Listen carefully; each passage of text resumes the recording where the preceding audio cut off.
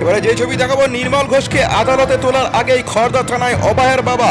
নির্মল ঘোষকে ব্যারাকপুরের আদালতে তোলার আগেই হাতে ফাইল নিয়ে খড়দা থানায় উপস্থিত হলেন পানিহাটির অভয়ের বাবা। থানায় ঢোকার আগে সংবাদ মাধ্যমের মুখোমুখি হলেও সাংবাদিকদের একাধিক প্রশ্নের মুখে পড়তে হয় তাকে, কিন্তু সংবাদ মাধ্যমের কোনো প্রশ্নেই জবাব দেননি তিনি।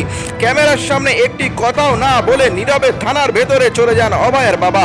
দেখুন কি ছবি উঠে আসছে।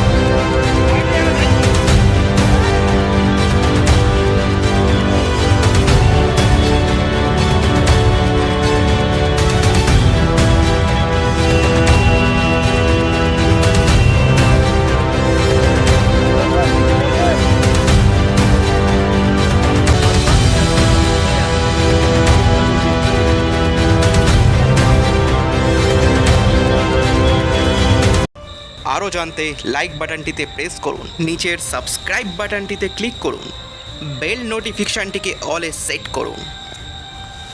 নমস্কার, আপনাকে ধন্যবাদ জানাই ইউবিআই বাংলা টিভির পাশে থাকার জন্য।